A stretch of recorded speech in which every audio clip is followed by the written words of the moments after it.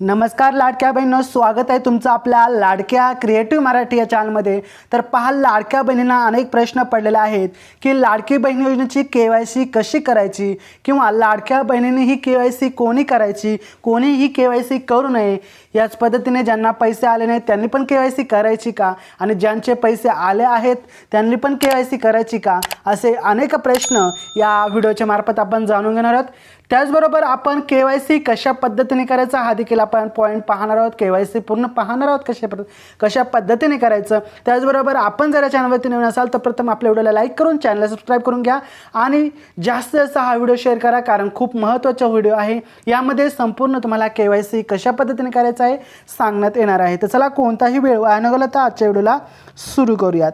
तर पहा, लाडकी बहीण योजना KYC, लाडक्या बहिणींना KYC कशी करावी जाणून घ्या संपूर्ण प्रक्रिया। परंतु लाडक्या बहिणींनो, ही KYC कोणी करायची, महत्त्वाचा पॉईंट, ही KYC कोणी करायची। तर ही KYC ज्यांना पैसे इथपर्यंत ज्यांना पैसे येत आहेत, आलेले आहेत, त्यांनी देखील ही KYC करायची आहे। आणि ज्यांना 1 महिना झाले असेल, 2 महिने झाले असेल, 3 महिने झाले असेल, त्यांना पैसे आलेले नाही आहेत 1500 रुपये हप्ता, त्यांनी देखील ही KYC करायची आहे। KYC खूप महत्त्वाची आहे, जेणेकरून तुमचा जो 1500 रुपयाचा हप्ता आहे, तुमचा जो 1500 रुपयाचा लाभ आहे, तो थकीत होणार नाही, थांबणार नाही आणि ते पैसे तुम्हाला वेळेत भेटतील। तर पाहूयात आपण। तर पहा, महाराष्ट्र गव्हर्नमेंट स्कीम मुख्यमंत्री माझी लाडकी बहीण योजनेच्या सर्व लाभार्थी महिलांना आता KYC प्रक्रिया करावी लागणार आहे। ही KYC कशा प्रकारे करायचं हे आपण जाणून घेत आहोत। जाणून घ्यायच्या आधी काही महत्त्वाचे पॉईंट आहेत ते देखील आपण या ठिकाणी पाहणे तितकेच गरजेचे आहेत। पाहूयात, लाडकी बहीण योजनेच्या सर्व लाभार्थी महिलांना आता KYC बंधनकारक असणार आहे। त्यामुळे प्रत्येक महिलांनी आपला हप्त्याचा लाभ घेण्यासाठी ही KYC लवकरात लवकर करायची आहे। आता या KYCचा जो कालावधी असणार आहे तो 2 महिन्यांचा असणार आहे। 2 महिन्यांच्या आत तुम्हाला KYC करून घ्यायची आहे। त्यानंतर या योजनेअंतर्गत 21 ते 65 वर्ष वयोगटातील महिलांना दरमहा 1500 रुपयांची आर्थिक मदत दिली जाते। त्या सर्व महिलांनी KYC अत्यंत करणे महत्त्वाचे आहे। तर लाडकी बहीण योजना KYCची प्रक्रिया आपण जाणून घेऊयात। मुख्यमंत्री माझी लाडकी बहीण योजनेच्या सर्व लाभार्थ्यांना आता KYC प्रक्रिया करावी लागणार आहे। 2 महिन्यांच्या आतमध्ये ही प्रक्रिया पूर्ण करण्यास राज्य सरकारकडून सांगण्यात आलेलं आहे। सर्व लाडक्या बहिणींनी ही प्रक्रिया लवकरात लवकर करायची आहे। ही प्रक्रिया आपल्या सर्वांच्या हितासाठी असणार आहे, हे लक्षात ठेवायचं आहे। यामुळे लाडक्या बहिणींचा जो सन्मान निधी आहे तो वितरण सुलभता आणि व्यवस्थितरित्या तुमच्या खात्यापर्यंत पोहोचेल, असे आदिती बालविकास मंत्री आदिती तटकरे यांनी म्हटलेलं आहे। म्हणून KYC खूप महत्त्वाचे आहे, प्रत्येक लाडक्या बहिणींनी KYC करून घ्यायची आहे। आता महत्त्वाचा पॉईंट म्हणजे KYC कशी करावी याबाबत आदिती तटकरे यांनी एक पोस्ट सविस्तर माहिती आपल्याला दिलेली आहे, ती पाहूयात।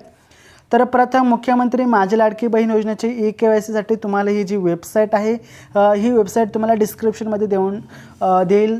त्यानंतर तुम्हाला या वेबसाईट ओपन करायचं आहे। त्यानंतर या संकेतस्थळाला भेट दिल्यानंतर मुखपृष्ठ जे आहे ते असलेलं KYC बॅनरवर क्लिक करून घ्यायचं आहे आपल्याला। त्यानंतर या फॉर्ममध्ये लाभार्थ्याचा आधार क्रमांक आणि पडताळणी संकेतांक जो कॅप्चा कोड असेल तो नमूद करून आधार प्रमाणीकरणासाठी संमती देत सेंड OTP या बटनावरती क्लिक करायचं आहे।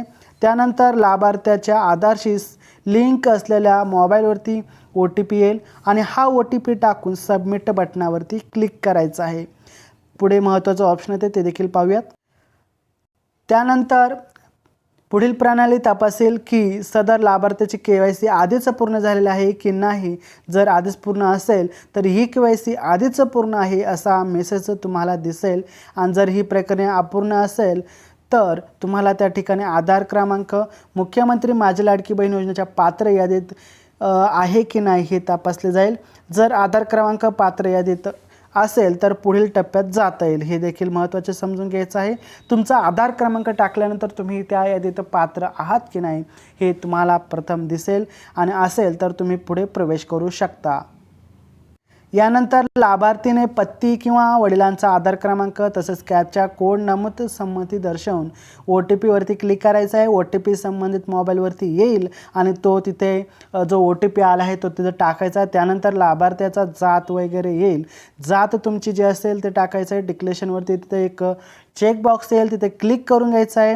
त्यानंतर माझ्या कुटुंबातील सदस्य नियमित कायम कर्मचारी म्हणून शासकीय विभागात, उपक्रम, मंडळ, भारत सरकार अथवा राज्य सरकारच्या शासनाच्या स्थानिक संस्थेत कार्यरत नाही, हा जो पर्याय येईल इथे आपल्याला होय करायचं आहे पहिल्या ऑप्शनवरती.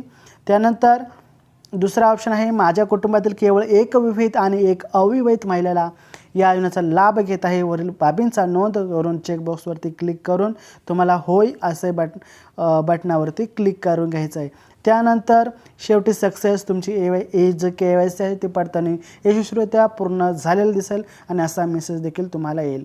तर ही माहिती तुम्हाला कशा आवडली की नाही हे संपूर्ण कॉमेंटमध्ये सांगा. तुम्ही KYC केले की नाही हे देखील कॉमेंटमध्ये सांगा. काही प्रॉब्लेम असेल तर कॉमेंटमध्ये सांगा. आम्ही तुमच्या प्रश्नाचे उत्तर देण्यासाठी सज्ज आहोत. तर चला भेटूया आपण पुढच्या व्हिडिओमध्ये. तोपर्यंत जय जय महाराष्ट्र, वंदे मातरम.